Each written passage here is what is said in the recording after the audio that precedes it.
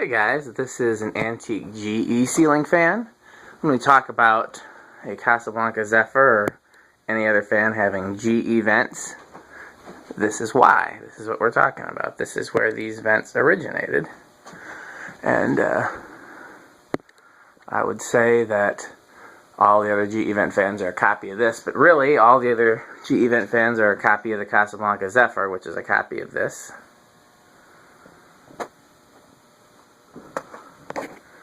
See if that tag will show up. I think that's going to be kind of hard to read. Anyhow, it's model AH catalog number 14986, something like that. Or is that 44986? I can't read it from here. But either way, it's the most standard GE. These would normally have a 3-speed control in here. This one doesn't have it. It's just a single-speed fan. You could mount light arms to these holes and make it a 4-light fixture.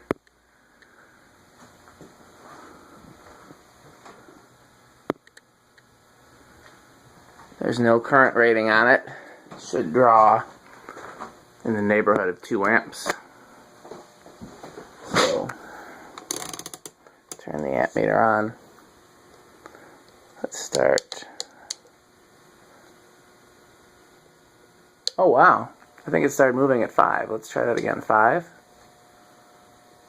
Maybe that was my imagination. 6, 7, 8. That's not my imagination. It starts moving at 8.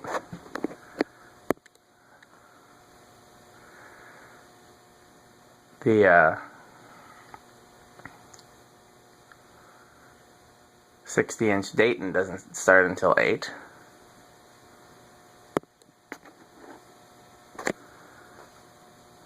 I think the thing I love the most about these is that they have a lower canopy. That makes them very cool to me. Okay, well, that's very good for a shaded pole fan. You don't see a lot of shaded pole fans that'll go that slow, and we'll start on 8 microfarad. Let's try 9. 8, in case you're wondering, is 0.46. 9 is 0.52. 10, 0.59.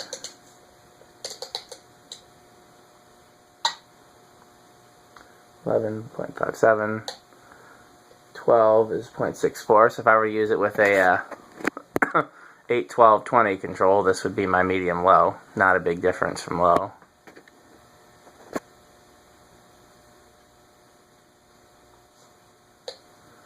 13.71, 14.78, 15.85.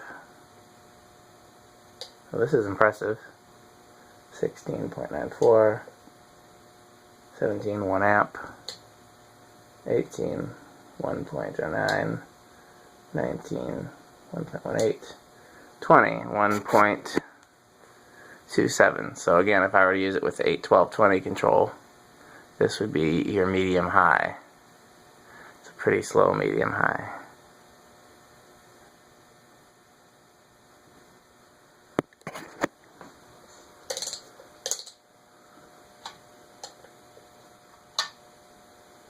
One,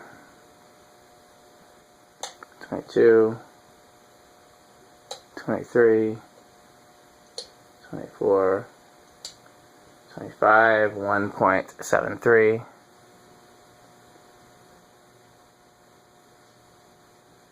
26, 27, 28, 29, 30, 2.22,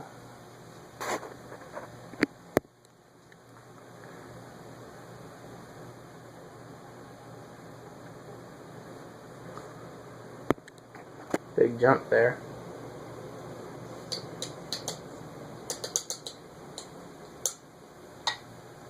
31,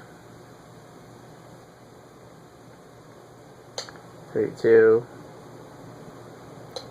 33, 34, 35, 36. Okay, we did hit a resonant frequency, so I'm gonna... High is actually 2.58.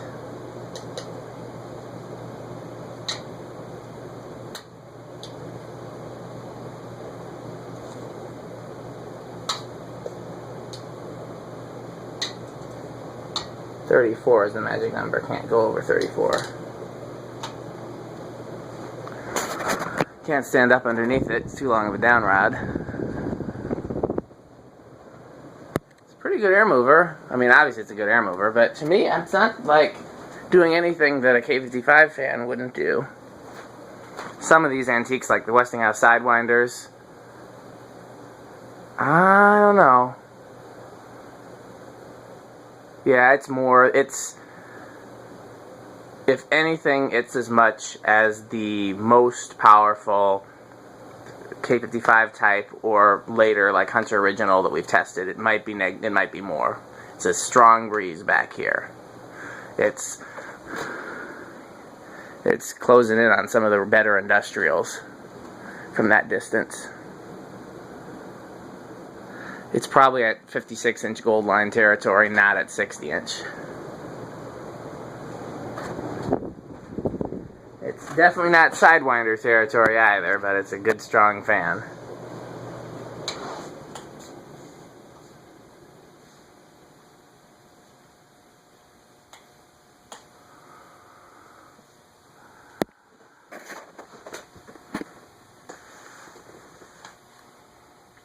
So I was thinking earlier, because what I'd be interested to know is what came first.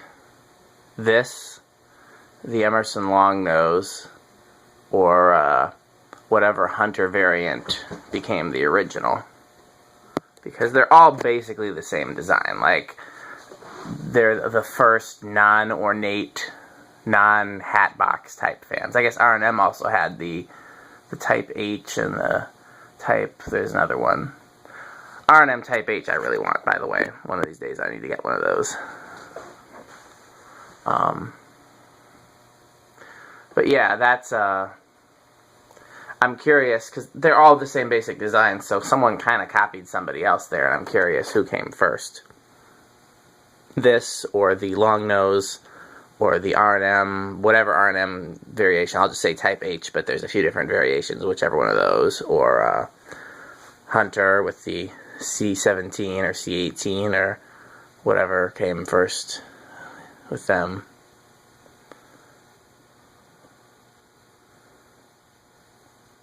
There were the Tureks, but that predated the Hunters, but those were edging in on ornate. This is just the definitive plain ceiling fan.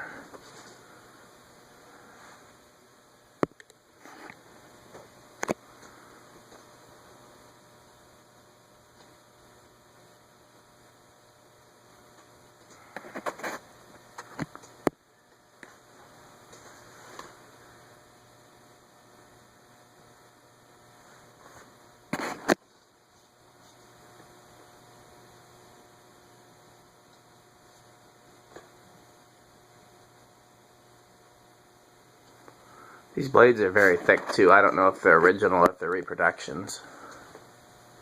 They're in very good shape if they're original. I got this from another collector who got it from another collector who got it from another collector, so, you know, who knows what's happened to it during its life.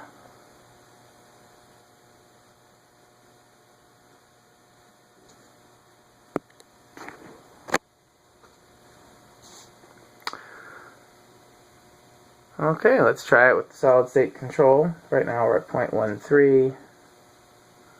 I think I can go up. Whoa! We're starting much lower with the solid state control. I guess shaded pole does better with solid state than with capacitors. Let's back it off some.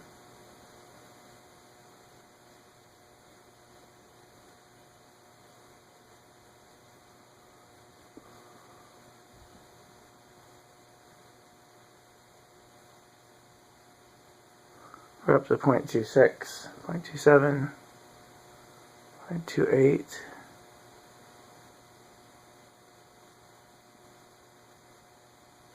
0.34.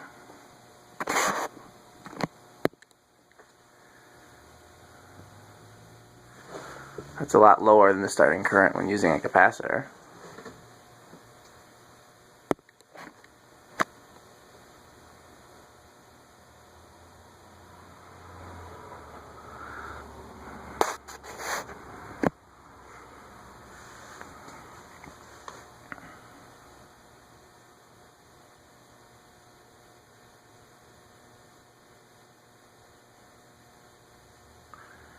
I could conceivably think of putting this in my living room temporarily.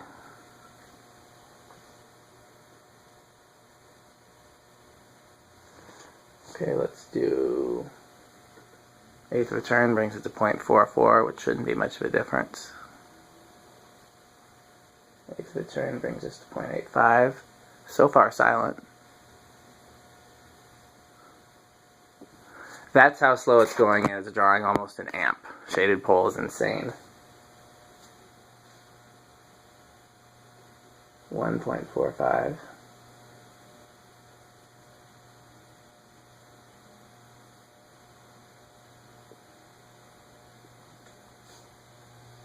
There's a little noise there. 2.22.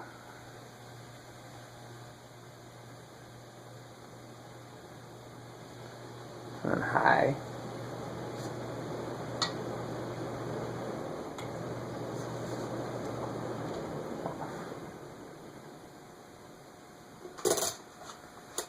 I'll try to test one more fan tonight. This one took a little bit of while because wasn't fully prepared for assembly. I had to just do little things to it.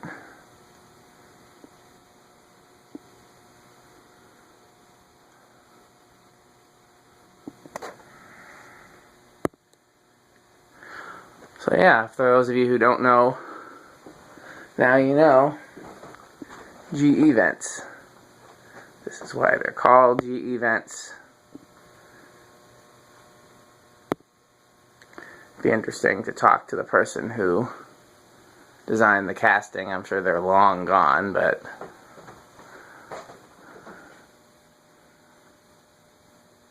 curious as to why they came up with that design, because like I said, everybody else has used that design ever since, and it's a classy design. You know, it's held its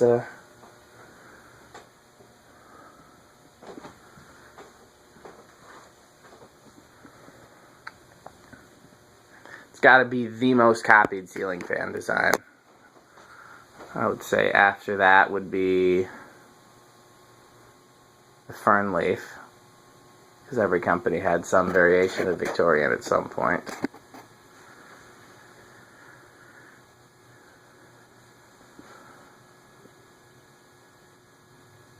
Next most copied ceiling fan design was probably the long nose, because that became the builder fan.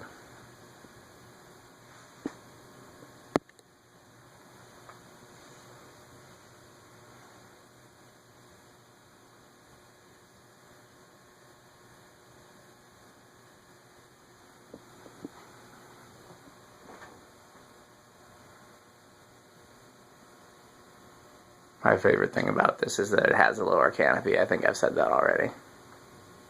That's part of the reason I would consider hanging it in my house. Okay, well, I hope you've enjoyed the Antique GE, and thanks for watching.